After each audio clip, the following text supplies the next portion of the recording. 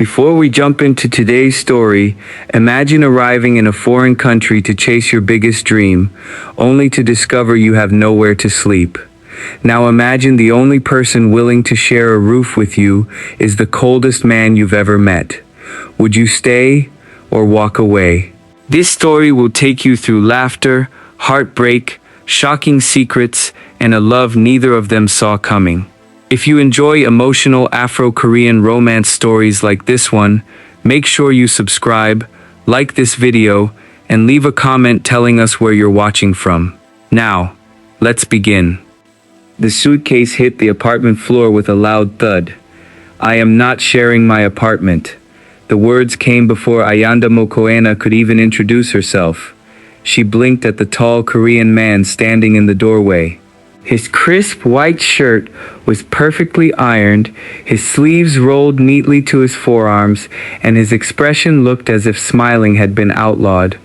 Behind Ayanda, the university housing officer forced an awkward smile. "Mr. Cha, please. It's only temporary. The housing system accidentally assigned Miss Mokoena's room to another student. Every dormitory in Seoul is full because of the International Student Festival." Cha Eun-woo folded his arms. "That's unfortunate." Ayanda frowned. "Unfortunate?" He looked directly at her. "Yes, for both of us." The housing officer let out a nervous laugh. "She's only staying until we resolve the issue." "How long?" "A week." The officer quickly looked away. "Maybe 2. Cha Eun-woo sighed. "That means a month." Ayanda crossed her arms. "I don't want to stay here any more than you want me here." "Good, good." The housing officer clapped once, trying to lighten the mood.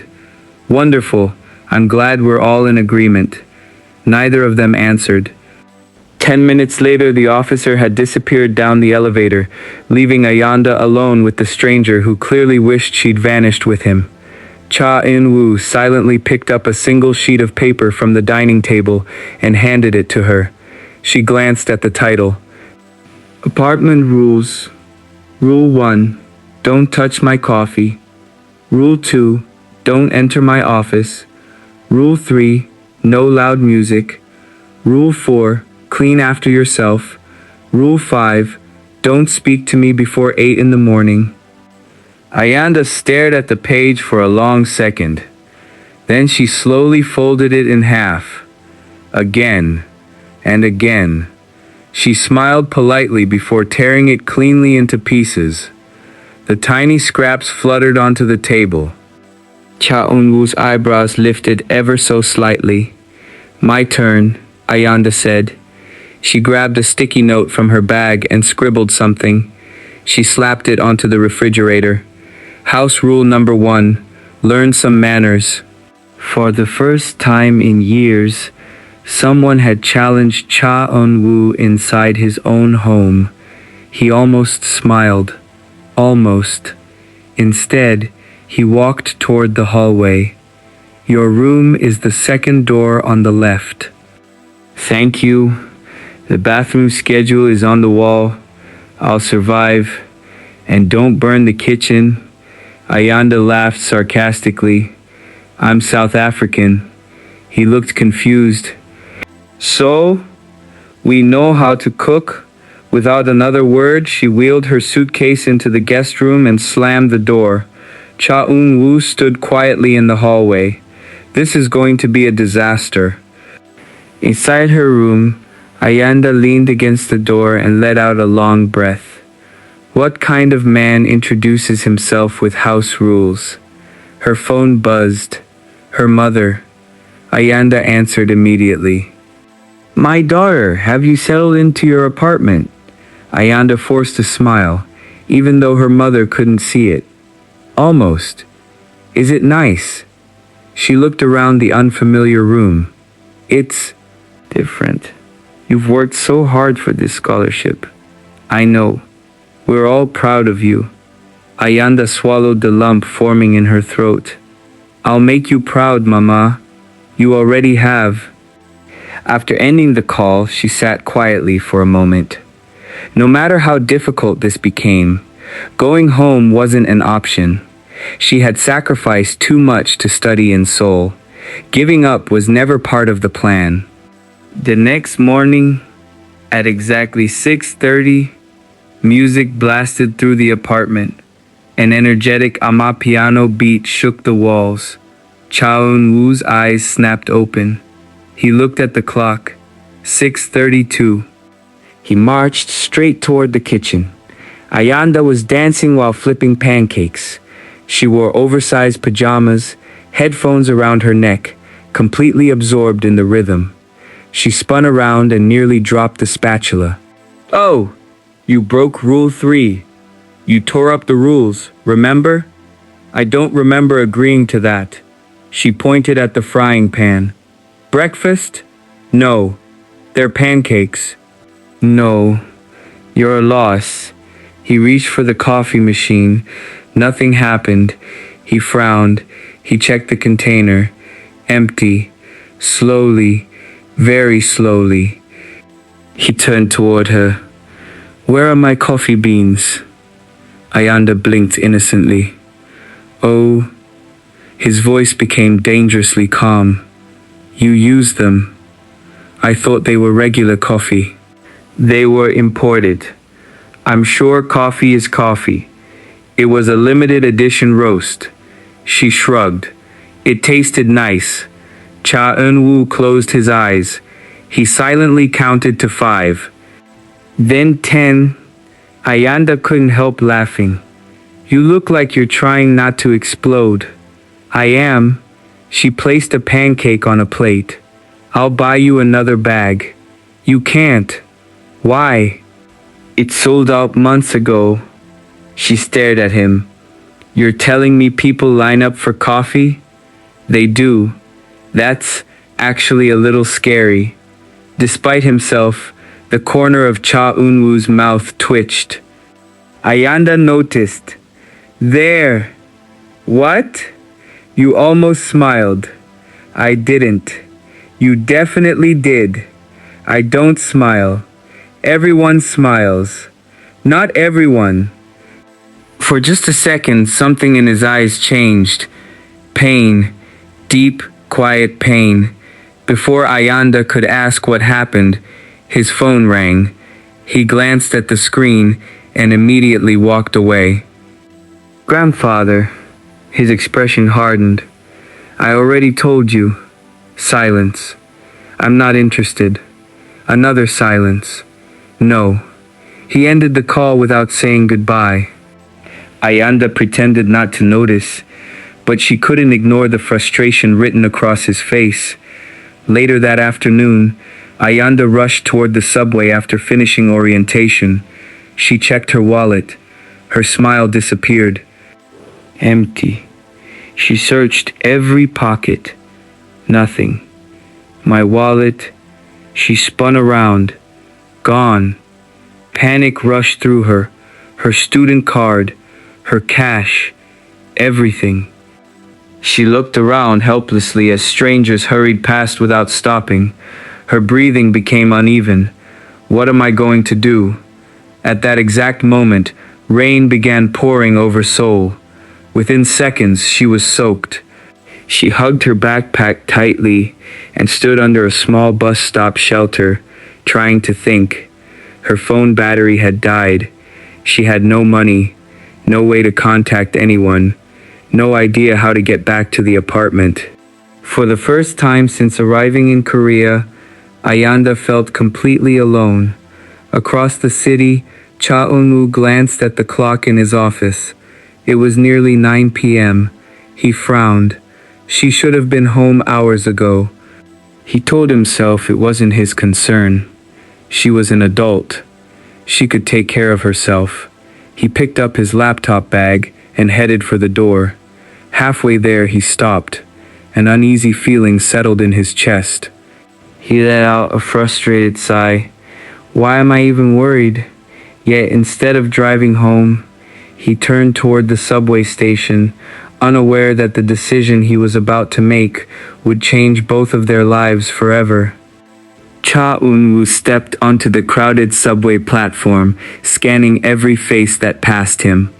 "This is ridiculous," he muttered under his breath. She probably found another way home. Still, he couldn't shake the feeling that something was wrong. He retraced the route Ayanda had mentioned during breakfast.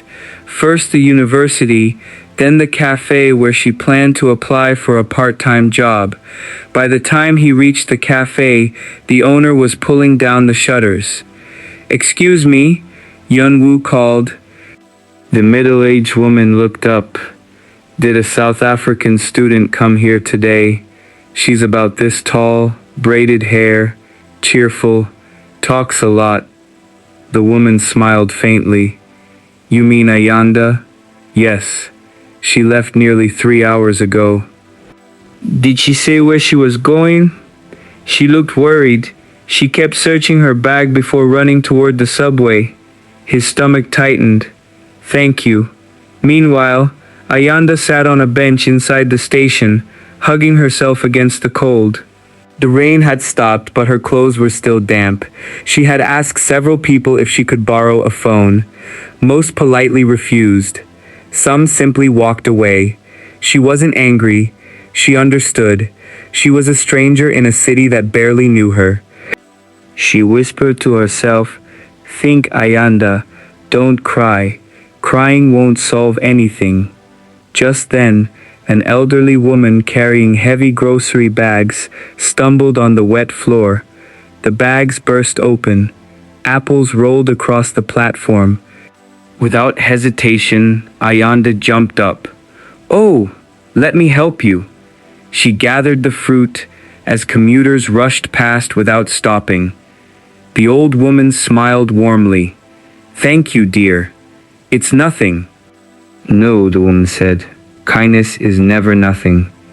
Ayanda helped carry the bags to the woman's taxi. As the driver closed the trunk, the elderly woman reached into her purse. "Please take this." Ayanda shook her head immediately. "I can't. You helped me." "I didn't help you for money." The woman studied her face. "You're not Korean. I'm from South Africa. And why are you standing alone in the rain?" Ayanda hesitated before laughing awkwardly. "I lost my wallet and my phone died." The woman's eyes softened. "Do you know where you live?" "I know the address. I just can't remember every turn." Before either of them could say another word, a familiar voice echoed behind them. "Ayanda." She spun around. Cha Eun-woo stood several meters away, breathing harder than usual, his hair slightly damp from the rain. For the first time, he looked genuinely worried. She blinked. "You came looking for me?" He looked away. "You were late. That's your explanation?" "You live in my apartment." She smiled. "So you were worried. I was inconvenienced." She laughed. "Liar."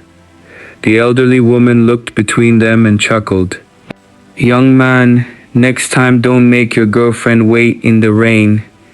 Both of them spoke at once. "She's not my girlfriend. He's definitely not my boyfriend." The old woman laughed even harder. "That's exactly what couples always say." As the taxi drove away, silence settled between them. Ayanda looked at the ground. "I'm sorry." "For what?" "I lost my wallet." He nodded. "I know. My phone died. I figured. I don't have money for transportation." "I know." She frowned. "Would you stop saying you know?" He reached into his wallet and handed her a transportation card. "Here. I can't take that. It's temporary. I'll pay you back. I expect you to." She smiled gratefully. "Thank you." He turned and started walking. "Come on." She hurried beside him. For several minutes, neither of them spoke. Then Ayanda broke the silence. "You searched for me, didn't you?" "No.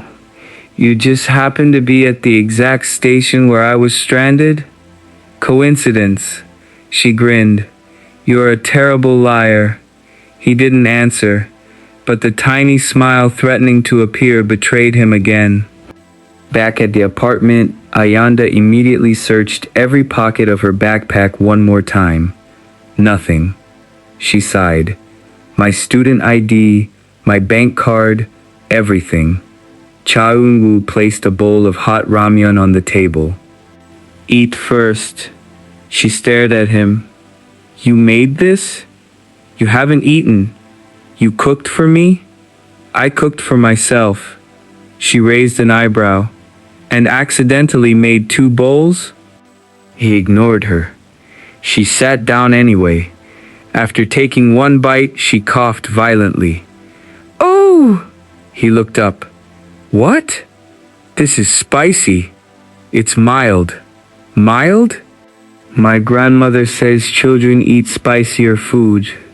She laughed through watery eyes. "In South Africa, we also eat spicy food." Apparently not enough. She reached into her bag and pulled out a small container. "My turn." "What is that?" "Homemade chili paste." He watched as she added a generous spoonful to her bowl. Without thinking, he copied her. She opened her mouth to stop him. Too late. The moment he tasted it, his face froze. His ears turned red. His eyes watered instantly. Ayanda burst into uncontrollable laughter. "You actually did it." He grabbed a glass of water. Then another. She laughed so hard tears rolled down her cheeks. "You should have seen your face." He finally managed to breathe again. "What is that?" "My family's recipe. It's lava. It's delicious. It tried to kill me." For the first time since she'd met him, Cha Eun-woo laughed. Not a tiny smile. A real laugh. It caught both of them by surprise. They stared at each other. Then they both started laughing again. The apartment suddenly felt different, warmer, more alive. The next morning, Ayanda woke up to the smell of toast. She walked into the kitchen. A plate sat neatly on the counter. Eggs, toast, fresh fruit.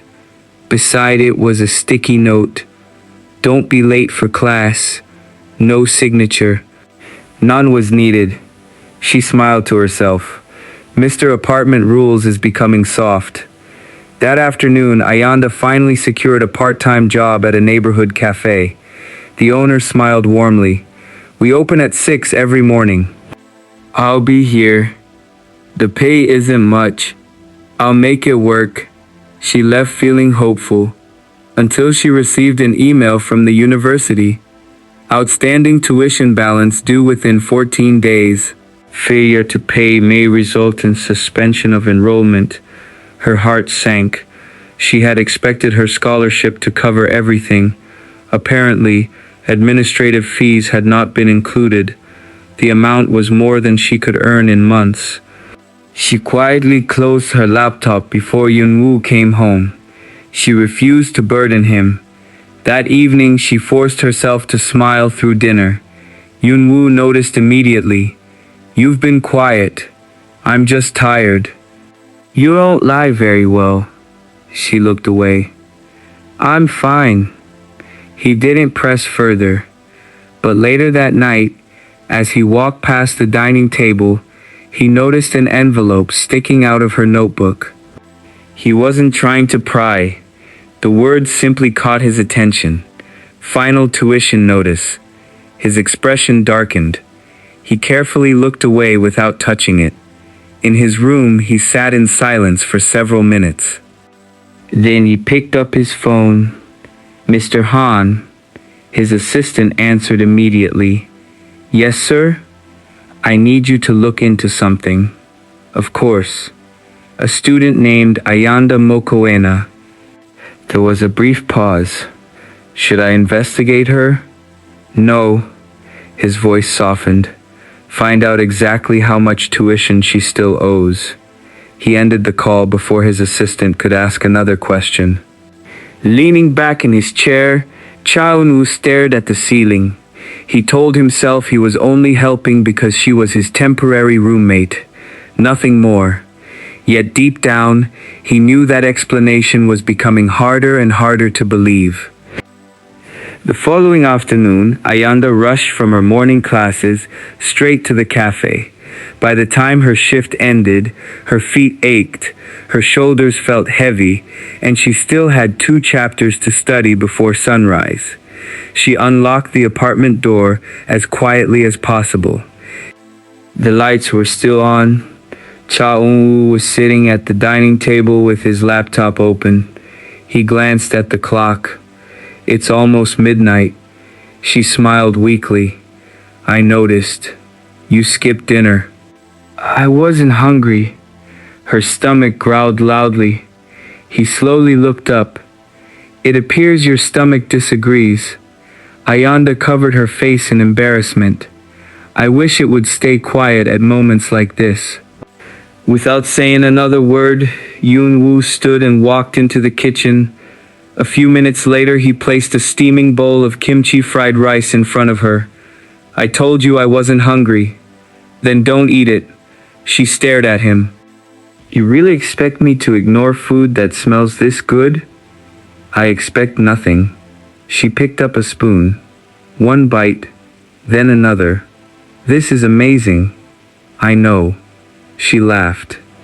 You're unbelievably confident. I've never burned rice. Oh, so now we're competing? You started it. She pointed her spoon at him. Tomorrow, I'm cooking. We'll see. The next evening, Ayanda came home carrying several grocery bags. Eun-woo looked inside one of them. What is all this? My ingredients. He frowned. Why do you need this many spices? She gasped dramatically. Did you just insult African cooking? I asked a question. She placed both hands on her hips. Tonight, Mr. Apartment Rules is eating a proper South African dinner. I'm suddenly nervous. You should be. An hour later, the apartment smelled incredible.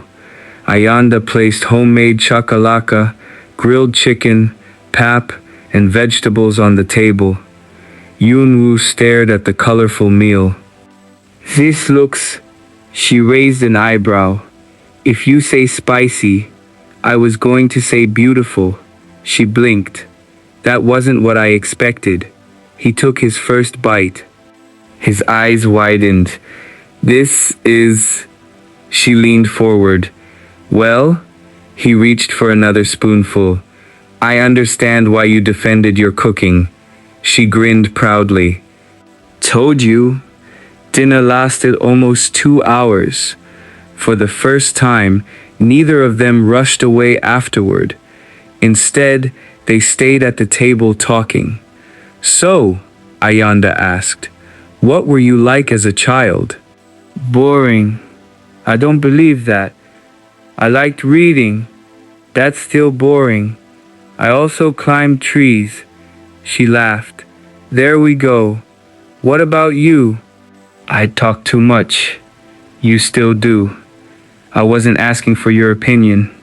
He chuckled. You also smile too much. I'll take that as a compliment. It wasn't. It absolutely was. The easy conversation came to an abrupt stop when Eun-woo's phone rang. He glanced at the screen. His smile disappeared. Grandfather, he answered. What is it? Ayanda couldn't hear the other side of the conversation, but she could tell it wasn't pleasant. No. A pause. I already gave you my answer. Another pause. I'm not marrying someone I don't love. His voice became firmer. The company isn't worth someone else's life. He ended the call and placed the phone face down. Ayanda spoke gently. Everything okay? It's nothing. It doesn't sound like nothing. He let out a slow breath. My grandfather wants me to marry the daughter of one of his business partners. What? He thinks it will strengthen the company. And what do you think? I think marriage isn't a business contract. She smiled softly. I agree. Silence settled between them. Then she asked carefully, have you ever been in love? His expression clouded. Once. What happened? I trusted the wrong person. Ayanda didn't interrupt. She didn't love me. His voice was calm, but the hurt behind it was impossible to miss. She loved my family's money. When I found out, she had already accepted a luxury apartment and expensive gifts from another man. I'm so sorry. He shrugged. It taught me not to trust easily. Ayanda looked him in the eyes. Not everyone is the same. For a moment, neither of them looked away. The air between them suddenly felt different, warmer, quieter. Then Ayanda quickly stood. I should wash the dishes. I'll help. You cooked yesterday. You cooked today. So we're sharing. She smiled. Look at you. What? Learning to share. He shook his head. Don't get used to it. The following Saturday, Ayanda decided to clean the apartment while Eun-woo visited his grandmother. She vacuumed every room, dusted every shelf. When she reached the small office, she stopped. Rule number 2. Don't enter my office. She sighed. I'm only cleaning. She carefully pushed the door open. The room was spotless. Books lined the shelves.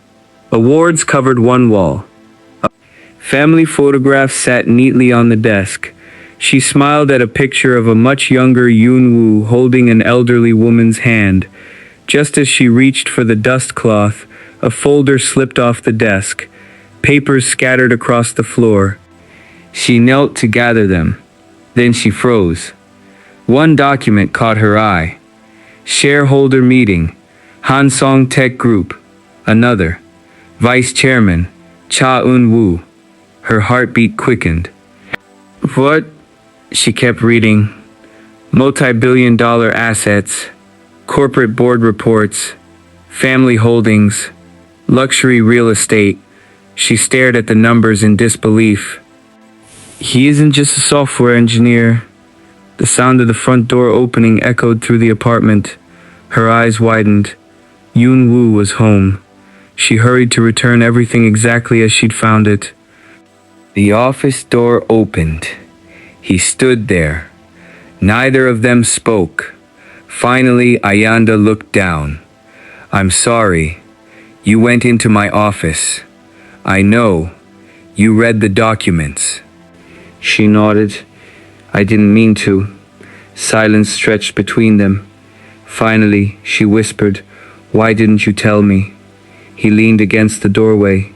Would it have changed anything? I don't know. It changes everything. She frowned. What do you mean? The moment people learn who I am. He gave a sad smile. They stop seeing me. They see my money. They see my family's name. They stop being honest. Ayanda slowly walked toward him. I didn't. You might. I won't. You don't know that. She looked hurt. You really think so little of me? He immediately regretted his words. I didn't mean. Yes, you did. Tears filled her eyes. I shared meals with you. I laughed with you. I argued with you. I thought we were becoming friends. We are. Then why couldn't you trust me? He struggled to answer. Because trusting someone again terrified him. Because losing another person would hurt too much. But before he could speak, his phone rang once more. His assistant's voice sounded urgent. Sir, your grandfather has announced your engagement. Eun-woo's face drained of color. What? The media has already picked up the story. And the bride? Chairman Cha named Miss Yu Ji-an. Eun-woo clenched his jaw. I never agreed. I know, sir. But the entire country now believes you're getting married. Standing only a few feet away, Ayanda heard every word. Her heart shattered. Without saying another word, she quietly turned and walked to her room. Behind her, Eun-woo called softly, Ayanda. But for the first time since they had met, she didn't turn around. Ayanda closed her bedroom door and leaned against it as tears streamed down her face. So, this is why. Every memory from the past few weeks replayed in her mind.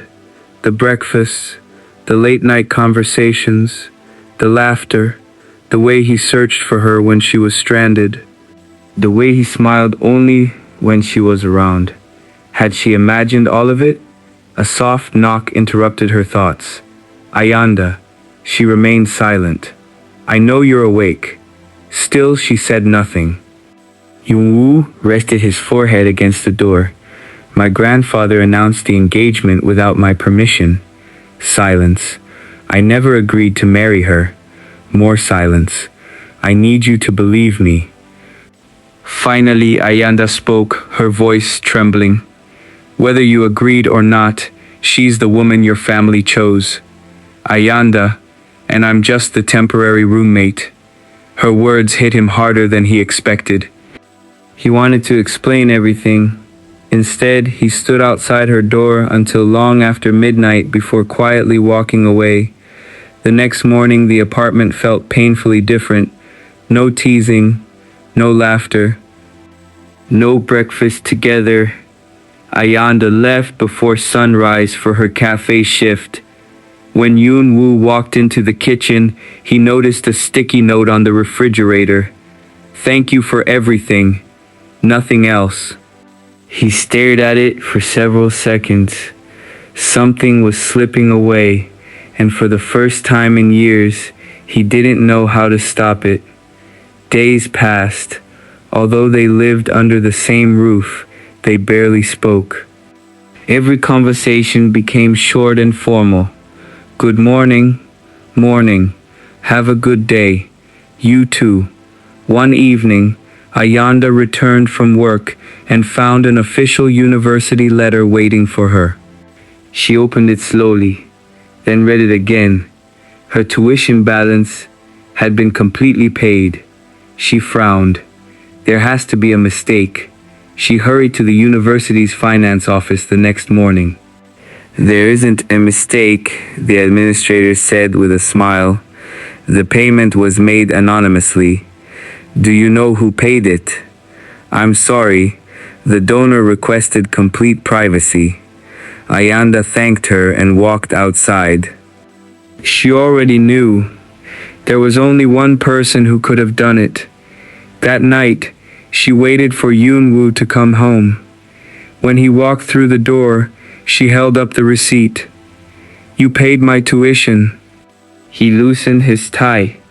You've been working hard. Answer the question. Yes. Her eyes filled with tears. Why? You earned your scholarship. That's not what I asked. He sighed. I didn't want your dreams to end because of money. You should have told me. You would have refused. I still might. You won't. She looked at him for a long moment. I'll repay every cent. I know. And thank you. A small smile appeared on his face. You don't have to thank me. I do. She stepped forward and wrapped her arms around him. For a brief second, Eun-woo stood frozen. Then he slowly hugged her back. Neither of them noticed the camera lens pointed toward the apartment window from across the street. Click, click, click. The next morning, headlines exploded across Korea. Tech heir Cha Eun-woo secretly living with mystery foreign woman. Is this his real fiancée? Reporters surrounded the apartment building before sunrise. Flashes lit up the entrance. Ayanda froze. Oh no. Eun-woo immediately stepped in front of her. Stay behind me. Questions flew from every direction. Mr. Cha, are you cheating on your fiancé? Who is this woman? Is she the reason your family opposes the relationship? Security guards finally pushed through the crowd and escorted them into separate vehicles. Within an hour, Eun-woo stood inside his grandfather's office. The elderly chairman slammed the newspaper onto the desk. You've embarrassed this family. I've done nothing wrong. You'll end your relationship with that girl immediately. No. His grandfather narrowed his eyes. I wasn't asking. I know. You'll marry Ji-an next month. I won't. The chairman stood. If you choose that woman, he paused deliberately. You can forget about inheriting this company. The room fell silent. Most people would have hesitated. Cha Eun-woo didn't. You can keep the company. His grandfather blinked in disbelief. What? I spent years believing I had to earn your approval. He shook his head. Not anymore. You would abandon everything? For the first time in my life, Eun-woo smiled. I finally know what matters. He walked out without looking back. Meanwhile, Ayanda sat alone in the apartment, staring at the news on television. Every channel showed her face. Her phone buzzed constantly with messages from classmates. She couldn't take it anymore. Quietly, she packed her suitcase. She folded the last sweater before placing a handwritten letter on the dining table. Dear Eun-woo, thank you for making Seoul feel like home. You taught me that kindness can hide behind silence, and that even the coldest hearts can learn to love again. But I can't be the reason your family falls apart. You deserve peace, even if it isn't with me. Please don't look for me. Goodbye. By the time Eun-woo returned, the apartment was silent. Too silent. He noticed the suitcase was gone. Then he saw the letter. His hands trembled as he finished reading. No. He grabbed his phone. Mr. Han? Yes, sir? Find Ayanda. We've already checked the apartment. The airport. There was a brief pause. Sir, her flight to Johannesburg leaves in 40 minutes. Eun-woo sprinted toward the elevator. For the first time in years, he ignored every business call, every meeting, every responsibility. Nothing mattered except reaching her. At Incheon International Airport, Ayanda wiped away another tear as the boarding announcement echoed through the terminal. This is the final boarding call. She picked up her suitcase. Ayanda. She stopped instantly. She knew that voice. Slowly she turned around. Cha Eun-woo was running toward her, out of breath, his shirt untucked for the first time she'd ever seen. When he finally reached her, neither of them spoke for several seconds. People passing by slowed down to watch. I told you not to come, Ayanda whispered. I know. So why are you here? He looked into her eyes. Because I can't let you leave believing you were never enough. Tears rolled down her cheeks. My family doesn't decide who I love. He gently took both of her hands. You do. I walked away from the company. Her eyes widened. What? I gave up everything they wanted me to inherit. Eun-woo. They can keep the money. They can keep the title. But they don't get to decide my future. His voice cracked with emotion. You turned an apartment into a home. You made me laugh again. You made me trust again. And somewhere between arguing over coffee and teaching me how to survive your impossibly spicy food. He smiled through his tears. I fell in love with you. Ayanda covered her mouth as she cried. I love you too. The words escaped before she could stop them. He pulled her into a tight embrace. Applause broke out around them as nearby travelers smiled at the emotional reunion. Months later, Seoul welcomed spring. Ayanda graduated at the top of her class, while Eun-woo launched his own technology company with a small team that believed in his vision rather than his family name. Together, they created a program connecting African entrepreneurs with Korean investors, helping hundreds of young business owners build opportunities across both continents. One evening, they stood inside a brand new apartment overlooking the Seoul skyline. Ayanda smiled as she taped a handwritten note to the refrigerator. House rules. Rule 1. Always eat dinner together. Rule 2. Never let an argument last longer than a day. Rule 3. Dance whenever Amapiano starts playing. Eun-woo laughed. You forgot one. He took the marker and added a final line. Rule 4. This home belongs to both of us, forever. Ayanda looked up at him with tears of joy before he kissed her forehead. Sometimes, life changes because of careful planning. Sometimes, it changes because of one unexpected mistake. Two strangers were forced to share one apartment in Seoul. Neither of them realized they were also about to share a future, and that's where their greatest love story truly began. If this story touched your heart, don't forget to like this video, subscribe to the channel, and share it with someone who believes love can appear in the most unexpected places. Tell us in the comments, if you were Ayanda, would you have stayed in Seoul or boarded that flight home? Until the next unforgettable story, thank you for watching.